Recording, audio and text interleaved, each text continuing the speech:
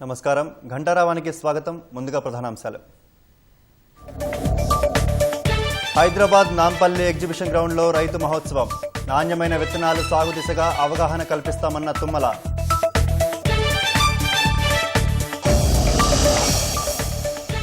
తూర్పుగోదావరి జిల్లా కాపవరంలో విషాదం. Rice mill వద్ద విద్యుత్ తీగలు తగిలి 3 కూలీలు మృతి.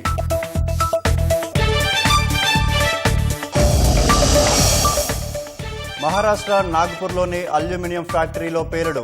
5 మృతి, పలువురికి గాయాలు.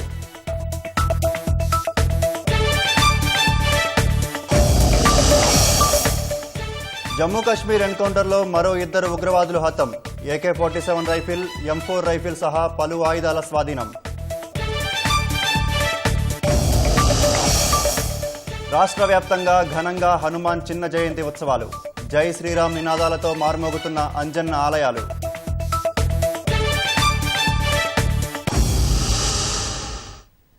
హనుమాన్ జయంతి సందర్భంగా హైదరాబాద్ గౌలిగూడ రామమందిరం నుంచి సికింద్రాబాద్ థర్డ్ బండ్ వరకు విజయయాత్ర ప్రారంభమైంది. మరింత సమాచారం మా ప్రతినిధి శ్రీనివాస్ ప్రత్యక్ష ప్రసారం ద్వారా అందిస్తారు.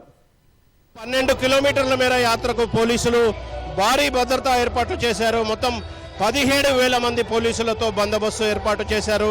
మొత్తంగా అయితే యాత్ర పెద్ద ఎత్తున యాత్రలో భక్తులు పాల్గొంటున్నారు. హైదరాబాద్తో పాటు చుట్టుపక్కల ప్రాంతాల నుంచి పెద్ద ఎత్తున భక్తులు యాత్రలో పాల్గొంటున్నారు. పెద్ద ఎత్తున ర్యాలీగా కొనసాగుతున్న పరిస్థితి మనం దృశ్యాల్లో స్పష్టంగా చూడవచ్చు. యాత్ర క్రమంగా గౌలిగూడ నుంచి కోటి వైపుగా ముందుకు సాగుతున్న పరిస్థితి అయితే కనిపిస్తుంది.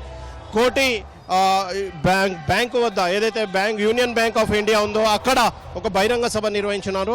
అనంతరం అక్కడ నుంచి యాత్ర క్రమంగా ముందుకు కదులుతుంది. అయితే ఎటువంటి అవాంఛనీయ ఘటనలు జరగకుండా పోలీసులు ముందు జాగ్రత్తగా పెద్ద ఎత్తున భద్రతా ఏర్పాట్లు అయితే చేశారు. మొత్తం 17,000 మంది పోలీసులు ఈ యాత్రకు బందోబస్తు నిర్వహిస్తున్న పరిస్థితి అయితే కనిపిస్తుంది. కొద్దిసేపటి క్రితమే నగర police commissioner C V Anand Gowliguda Rama Mandiram వద్దకు చేరుకొని అక్కడ ప్రత్యేక పూజలు నిర్వహించి భద్రతా ఏర్పాట్లను పర్యవేక్షించిన పరిస్థితి. క్రమంగా అయితే 12 కిలోమీటర్ల మేర యాత్ర కొనసాగుతుంది. భక్తులకు ఎటువంటి అసౌకర్యం కలగకుండా నిర్వాహకులైతే అన్ని ఏర్పాట్లు పూర్తి చేసిన పరిస్థితి అయితే కనిపిస్తుంది. ప్రధానంగా యాత్ర కోటి వరకు కొనసాగనుంది. కోటిలోని యూనియన్ బ్యాంక్ ఆఫ్ ఇండియా వద్ద ఈ యాత్ర అక్కడ ఒక సభ నిర్వహిస్తారు. సభ నిర్వహించిన తర్వాత యాత్ర క్రమంగా ముందుకు సాగుతుంది. కాచిగూడకు వెళ్తుంది.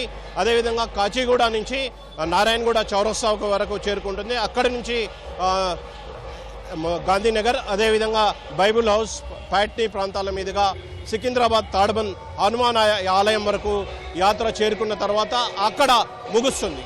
ఇది ప్రస్తుతం అయితే గౌలిగూడ హనుమాన్ విజయ యాత్రకు సంబంధించిన తాజా పరిస్థితి. Over to you.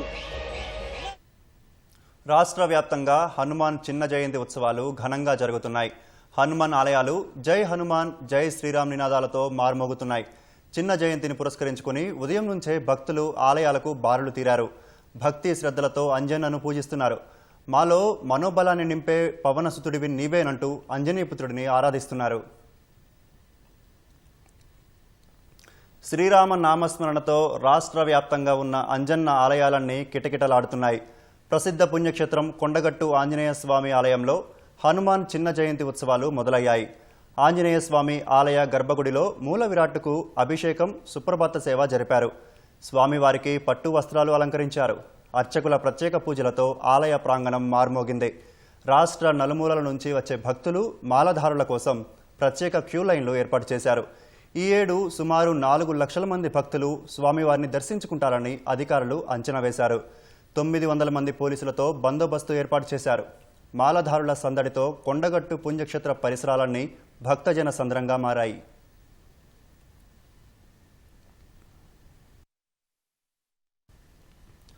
జగిత్యాల జిల్లా మెట్పల్లిలో శ్రీ స్వయంభూ హనుమాన్ ఆలయంలో తెల్లవారుజాము నుంచే భక్తులు పూజలు నిర్వహిస్తున్నారు. స్వామివారికి ఆలయ అర్చకులు సుగంధ ద్రవ్యాలు, పంచామృతాలతో అభిషేకాలు నిర్వహించారు. వరంగల్లోని ప్రముఖ హనుమాన్ దేవాలయాలు భక్తులతో కిటకిటలాడుతున్నాయి. హనుమకొండలోని ప్రసన్న ఆంజనేయ స్వామి ఆలయంలో అర్చకులు స్వామివారికి ప్రత్యేక పూజలు నిర్వహించారు. శనివారం పౌర్ణమి వేళ హనుమాన్ జయంతి రావడం ఎంతో విశిష్టతను కూడుకుందని, శని బాధల నుంచి విముక్తి కలుగుతుందని అర్చకులు తెలిపారు. సిద్దిపేట జిల్లా దుబ్బాకలోని శ్రీ ఆంజనేయ స్వామి దేవాలయంలో హనుమాన్ చాలీసా పారాయణం చేశారు. చందనోత్సవం, తమలపాకులతో స్వామివారిని అలంకరించారు. హనుమాన్ దీక్షా స్వాములు నిర్వహించిన భజన కార్యక్రమం భక్తులను మంత్రముగ్ధులను చేసిందే.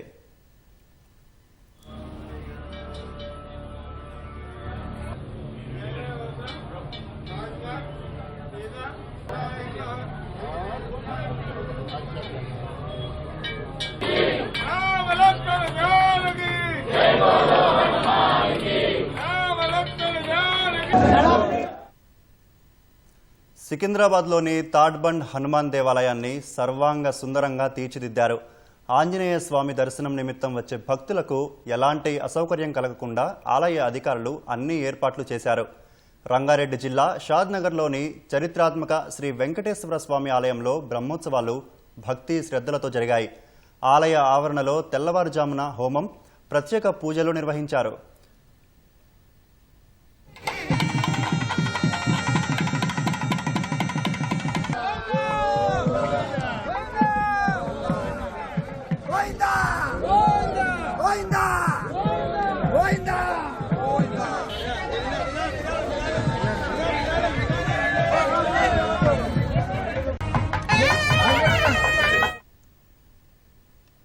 హనుమాన్ జయంతిని పురస్కరించుకొని దేశవ్యాప్తంగా ఆలయాలు భక్తులతో కిటకిటలాడుతున్నాయి. రామ భక్తుడైన హనుమంతుడిని భక్తి శ్రద్ధలతో కొలుస్తున్నారు. ఉత్తరప్రదేశ్లోని అయోధ్య రామమందిరానికి ఉదయం నుంచే భక్తులు పోటెత్తారు. ప్రయాగ్రాజ్లోని శ్రీ బడే హనుమాన్ ఆలయంలో ప్రత్యేక పూజలు చేశారు. భక్తులు అధిక సంఖ్యలో హాజరై భక్తి పాటలు పాడారు. వారణాసిలో నిర్వహించిన హనుమాన్ శోభాయాత్రలో పెద్ద ఎత్తున భక్తులు పాల్గొన్నారు. పలువురు సరయూ నదిలో పుణ్య స్నానాలు ఆచరించారు. కర్ణాటక కాలాబురాగిలోని శ్రీ కోరంటి హనుమాన్ ఆలయానికి ఉదయం నుంచే భక్తులు పోటెత్తారు. దేశ రాజధాని ఢిల్లీలోని పలు హనుమాన్ ఆలయాల్లో పెద్ద సంఖ్యలో భక్తులు హాజరై పూజలు చేశారు. హనుమాన్ జయంతిని పురస్కరించుకొని మధ్యప్రదేశ్లోని జబల్పూర్లో పలు రాకల పిండి వంటకాలు, లడ్డూలను హనుమంతుడికి నైవేద్యంగా పెట్టారు. ఉజ్జయిని మహాకాళేశ్వర ఆలయంలో భస్మ హారతి నిర్వహించారు.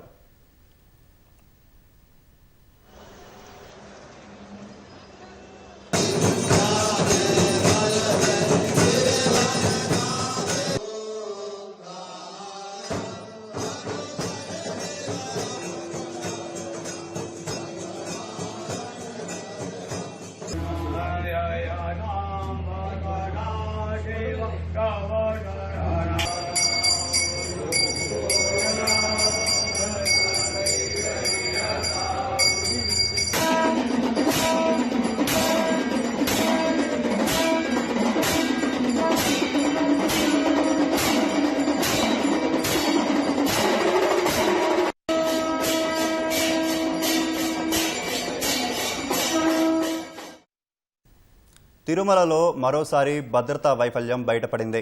వైకుంఠం క్యూ కాంప్లెక్స్లో నుంచి ముగ్గురు భక్తులు చెప్పులు వేసుకొని ఏకంగా మహాద్వారం వద్దకు చేరుకున్నారు. వైకుంఠం క్యూ కాంప్లెక్స్ వద్ద వారిని గుర్తించకుండా తనిఖీ సిబ్బంది పంపించడంపై విమర్శలు వెల్లువెత్తుతున్నాయి.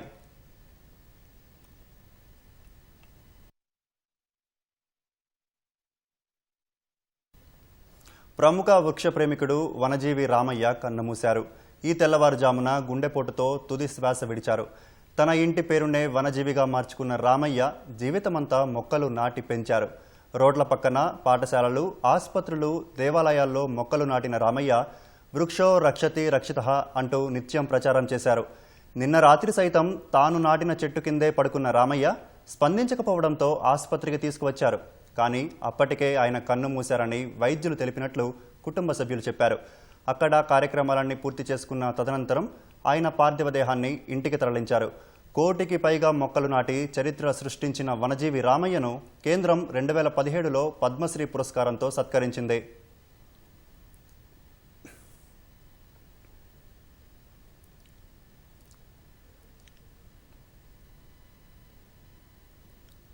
పద్మశ్రీ వనజీవి రామయ్య మృతి పట్ల ముఖ్యమంత్రి రేవంత్ రెడ్డి సంతాపం తెలిపారు. ప్రకృతి లేనిదే మనుగడ లేదని బలంగా నమ్మిన వ్యక్తి రామయ్య అని స్మరించుకున్నారు. వ్యక్తిగా మొక్కలు నాటి సమాజాన్నే ప్రభావితం చేసిన వ్యక్తి రామయ్య అని కొనియాడారు. వనజీవి రామయ్య మరణం సమాజానికి తీరని లోటని ముఖ్యమంత్రి వ్యాఖ్యానించారు. ఆయన కుటుంబ సభ్యులకు సంతాపం తెలియజేశారు. ఆయన సూచించిన మార్గం నేటి యువతకు ఆదర్శమన్నారు. రామయ్య పట్ల ఉప ముఖ్యమంత్రి బట్టి విక్రమార్క సహా పలువురు మంత్రులు సంతాపం తెలిపారు. రామయ్య మృతి రాష్ట్రానికి దేశానికి తీరని లోటన్నారు. ప్రకృతి ప్రేమికుడి మృతి పట్ల మాజీ ముఖ్యమంత్రి కేసీఆర్, మాజీ మంత్రి హరీష్ రావు, కేంద్ర మంత్రి బండి సంజయ్ సైతం సంతాపం ప్రకటించారు.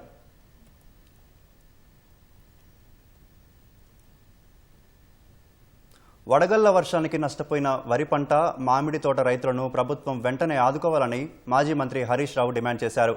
సిద్దిపేట జిల్లా నంగునూరు మండలం రాజగోపాల్పేట గ్రామంలో అకాల వర్షాల కారణంగా నష్టపోయిన పంట పొలాలను హరీష్ రావు పరిశీలించారు.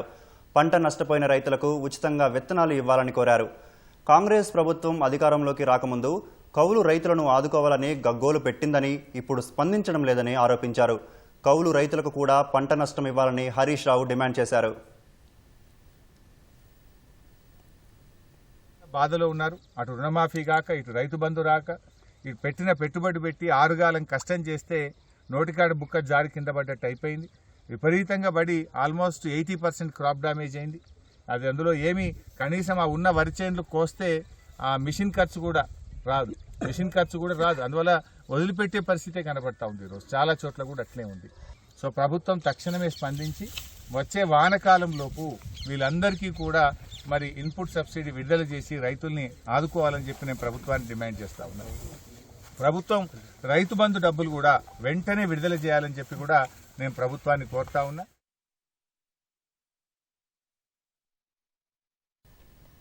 సీఎం రేవంత్ రెడ్డి తెలంగాణలో భాజపాని అడుగు పెట్టనేనంటున్నాడని, సొంత జిల్లాలో ఎంపీ గెలవడంతో పాటు కామారెడ్డిలో ఓడగొట్టింది భాజపా కాదా అని ఎంపీ రఘునందన్ రావు ప్రశ్నించారు. రాబోయే స్థానిక సంస్థల ఎన్నికల్లో సిద్దిపేట, దుబ్బాక మున్సిపాలిటీలను కైవసం చేసుకుంటామని ధీమా వ్యక్తం చేశారు. సిద్దిపేటలోని కొండ మల్లయ్య గార్డెన్లో ఏర్పాటు చేసిన భాజపా ఎమ్మెల్సీల ఆత్మీయ అభినందన సభలో ఎంపీ రఘునందన్ రావు, ఎమ్మెల్సీలు కొమురయ్య, అంజిరెడ్డి పాల్గొన్నారు.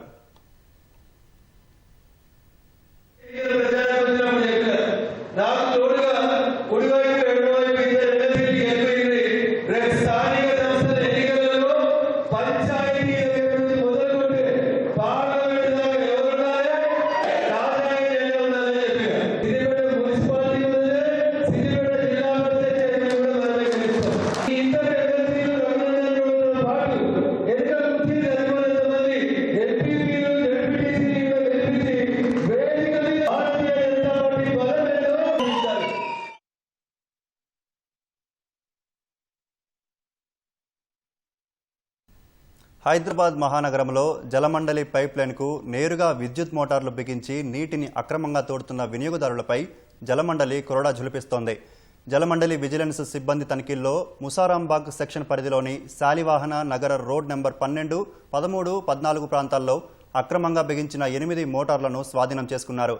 ఎవరైనా వినియోగదారులు ఇలా తమ నల్లాలకు మోటార్లు బిగించి పట్టుబడితే వారిపై జలమండలి నిబంధనల ప్రకారం చర్యలు తీసుకోవడంతో పాటు మోటార్లు సీజు చేయనున్నట్లు హెచ్చరించారు.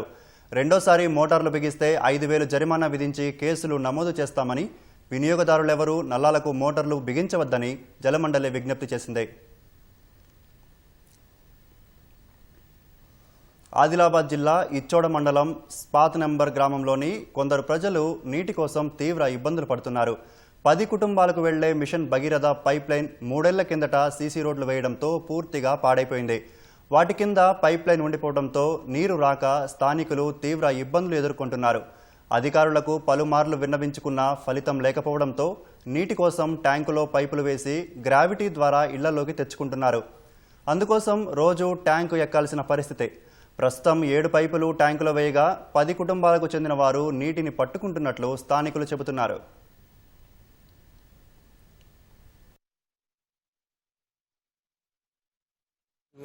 మా విలేజ్లో వాటర్ సమస్య బాగా ఉండడం వల్ల ముందు మిషన్ భగీరథ వాటర్కి నీటి పైప్ లైన్ బాగానే ఉంటుండే. కాకపోతే రోడ్ వేయడం వల్ల దాని పైప్ లైన్ అనేది చెడిపోవడం జరిగింది. అందువల్ల నీటి కొద్దిగా ఇబ్బంది ఉండడం వల్ల మేము ఇట్లా ట్యాంకీకు పైపులను అమర్చి నీటిని ఏర్పాటు చేసుకున్నాం. దీనివల్ల నీరు వృధా పోకుండా ఇలాంటి నెలలను కూడా మేము అమర్చుకుంటున్నాం. ఇంటిల్లిపాది రెక్కలు ముక్కలు చేసుకొని సాగు చేసి పండించిన పంట రేపో మాపో చేతికొస్తుందని ఆ రైతులు అనుకున్నారు. పెట్టుబడులు పోను అంతో ఇంతో ఆదాయం వస్తుందని ఆశించిన అన్నదాత ఆశలన్నీ అడియాసలయ్యాయి. ఊహించని విధంగా విరుచుకుపడ్డ గాలివాన బీభత్సం ఒక్కో రైతు వేదనకు గురిచేస్తుంది. ఖమ్మం, భద్రాద్రి, కొత్తగూడెం జిల్లాల్లో ఈదురుగాలులు, గాలివానతో వరి పంట వేలాది ఎకరాల్లో నేలరాలింది. రైతుల దయనీయ పరిస్థితులపై మరింత సమాచారం మా ప్రతినిధి లింగయ్య అందిస్తారు. అకాల వర్షాలు, గాలివాన బీభత్సం అన్నదాతకు పుట్టడి కష్టం మిగిలిస్తుంది.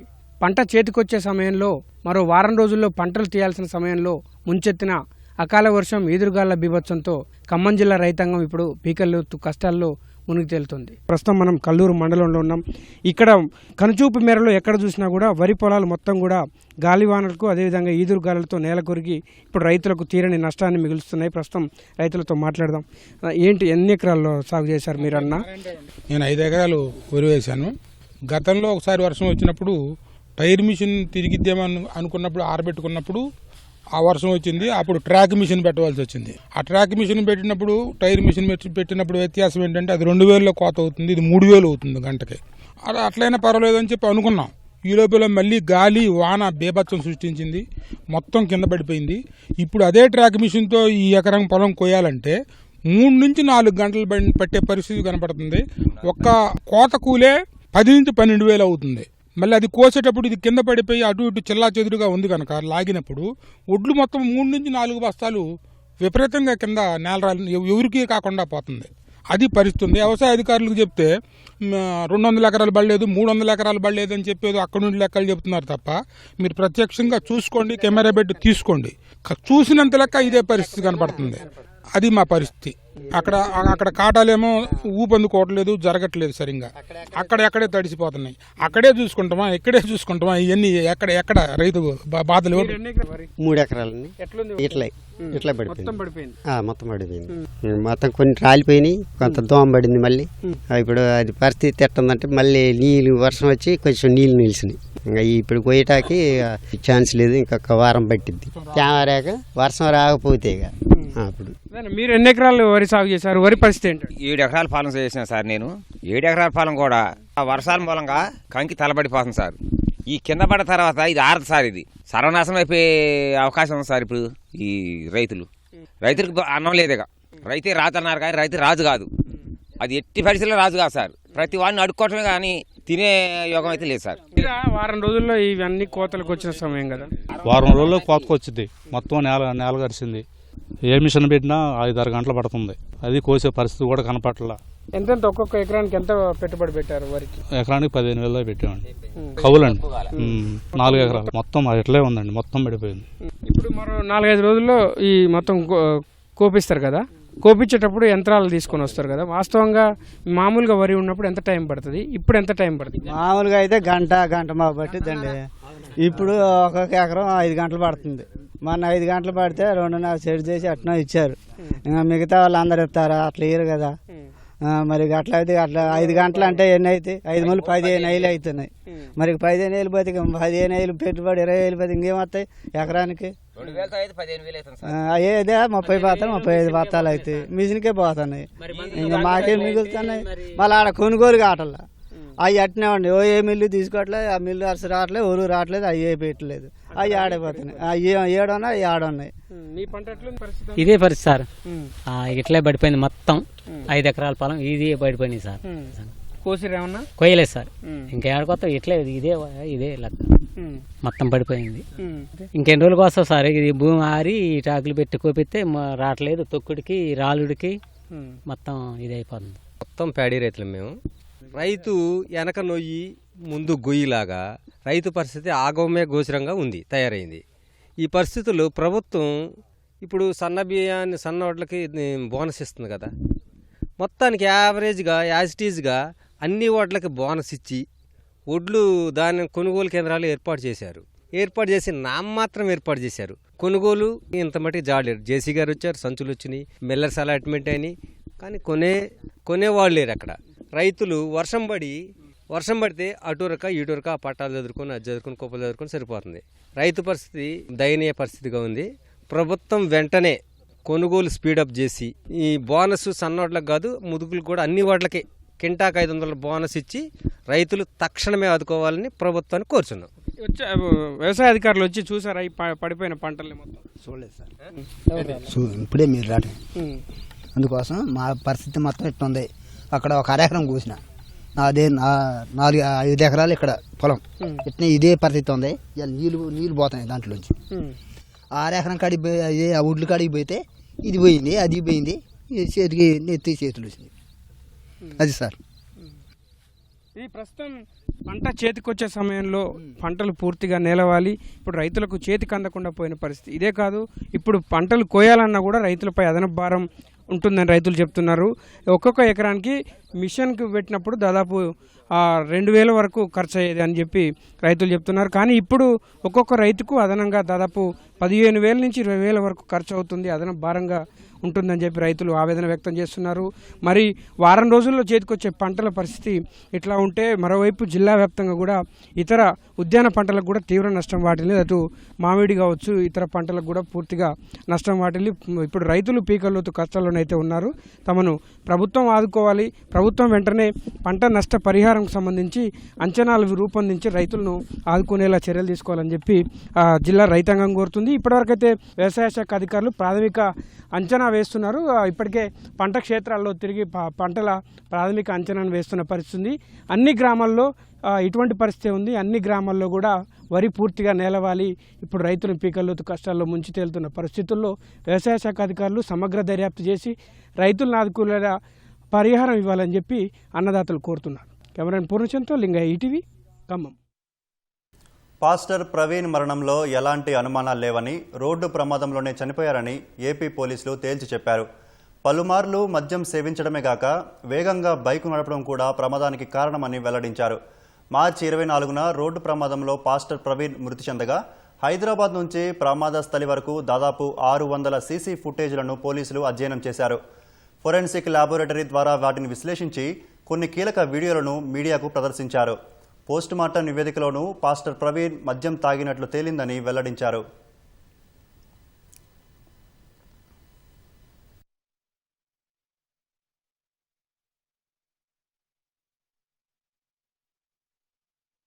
వెహికల్స్కి వారితో పాటు ట్రావెల్ చేస్తున్న హైవే మీద ట్రావెల్ చేస్తున్న వెహికల్స్కి గ్యాప్ క్లియర్లీ అబ్జర్వ్, క్లియర్ కనిపిస్తుంది. హెల్మెట్ పైన రిఫ్లెక్షన్ స్లైడ్ అయిపోయారు. ఇక్కడి నుంచి వారు స్లోగా పక్కకి వెళ్ళిపోవడం జరిగింది. అప్పుడు చూడండి, వారు స్లైడ్ అవుతున్న టైంలో వెనకున్న వెహికల్కి వారికి డిస్టెన్స్ మీరు అబ్జర్వ్ చేశారు కదా, లాట్ ఆఫ్ డిస్టెన్స్ ఉంది. రోడ్ సైడ్ బెరుమ్ మీద మట్టి కాకుండా ఈ కంకరాలు ఉండడం, ఈ కంకరాలు ఉండడానికి one of the contributing factor for the accident.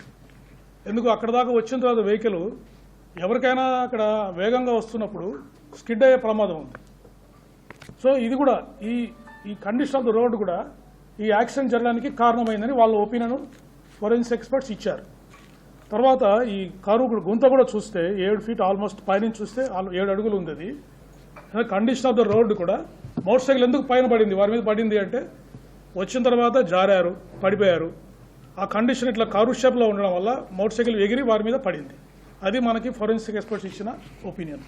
అంటే at the time of incident వాళ్ళు దాదాపు 70 km/h వాళ్ళు ట్రావెల్ చేస్తారు, which is a high speed for the 2-wheeler. అంటే ఏదైనా ఒక యాక్సిడెంట్ జరిగినప్పుడు ఒక వెహికల్ గుద్దినప్పుడు దీనికి ఉన్న పెయింట్ దానికి తగులుతుంది, దానికి ఉన్న పెయింట్ ఈ వెహికల్కి తగులుతుంది. కొలిజన్ జరిగినప్పుడు వారు క్లియర్గా చెప్పారు, there is no paint transfer అని చెప్పారు. ట్రాన్స్పోర్ట్ ఆఫీసర్స్ ఎగ్జామిన్ చేసి డిసీజ్డ్ వెహికల్ 4th గేర్లో ఉందని చెప్పారు. 4th గేర్ ఈజ్ అంటే ఏంటి, హై స్పీడ్లో వారు వెళ్తున్నారని indication. Head light fuse was blown off, అంటే యాక్సిడెంట్ జరిగినప్పుడే ఆ ఫ్యూజ్ బ్లోన్ ఆఫ్ అయిపోయింది. So no paint transfer, no metal deformation, no signs of contacts with other vehicles. It's very clear. Postmortem was conducted by team of doctors under videography. బాడీలో liquor ఉంది, ethyl alcohol ఉందని చెప్పేసి మనకి FSL report clear కట్గా వచ్చింది. The final opinion of the doctors, Shri Praveen Kumar Pagadala died due to injuries sustained in the self-road accident under the influence of ethyl alcohol consumption. So that is the conclusion. ఇవన్నీ readymade bottles అండి, అంటే అప్రాక్సిమేట్గా 950 rupees కొన్నారు. బుడ్వైజర్ magnum beers 2, బకాడి జిన్, జైసాల్మర్ జిన్ ఒకటి కొన్నారు. ఎక్కడ, Savera liquor మార్ట్లో కొన్నారండి. శ్రీ ఆదిత్య వైన్స్ కోదాడలో Budweiser magnum beers 2, royal challenge whisky ఒకటి తీసుకున్నారు. నెక్స్ట్ నిపుణ్ టానిక్ వైన్స్లో బ్యాకాడీ జిన్ ఒకటి తీసుకున్నారు. కొత్తగా ఆల్కహాల్ తీసుకుంటే వారికి ఎక్కువ మత్తు కలగచ్చు, కానీ అందుకే మీకు హిస్టరీ చెప్పాను. లాస్ట్ మార్చిలో కూడా వారు ఒకసారి ఇక్కడికి వచ్చినప్పుడు 2 సార్లు వైన్ షాప్కి వెళ్ళి వారు లిక్కర్ తీసుకున్నారు. అంటే వారికి ఇదివరకు కూడా అలవాటు ఉంది అని చెప్పేసి మనకు క్లియర్గా ఇండికేషన్ తెలుస్తాం. కాబట్టి ఆటోమేటిక్గా కొంత వారికి రెసిస్టెన్స్ కూడా డెవలప్ అయి ఉండొచ్చు. లిక్కర్ కన్జంప్షన్ చేసినా కూడా కంట్రోల్ చేసుకొని డ్రైవ్ చేసే ఉండొచ్చు. కానీ ఆ రోజు మీరు అబ్జర్వ్ చేస్తే 3 times ఈ consumed liquor according to the evidence. అందువల్ల ఎక్కువసేపు జర్నీ చేయడం, ఆ రోజు ఎండ ఉండడము, అవన్నీ కంట్రిబ్యూటరీ ఫ్యాక్టర్ అయి ఉండొచ్చు. మూఢనమ్మకాలతో కన్న కుమార్తెను కడతీర్చిన కసాయి తల్లికి సూర్యాపేట మొదటి అదనపు జిల్లా న్యాయస్థానం ఉరిశిక్ష విధించింది. సూర్యాపేట జిల్లా మోతె మండలం మేకపాటి తండాకు చెందిన బానోతు భారతి 2021లో సర్పదోషం పోయేందుకు తన 7 నెలల కుమార్తెను బలిచ్చింది. ఓ సాధువు మాట విని ఇలా చేసినట్లు పోలీసు విచారణలో వెల్లడించింది. ఆమెపై కేసు నమోదు చేసిన అప్పటి సిఐ ఆంజనేయులు రిమాండ్కు తరలించారు. అంతకుముందు కూడా గుప్త నిధుల కోసం కట్టుకున్న భర్తను చంపేందుకు బానోతు భారతి యత్నించింది. పసిగుడ్డును బలిచ్చిన తల్లిని చనిపోయేంత వరకు ఉరితీయాలని న్యాయమూర్తి తీర్పునిచ్చారు.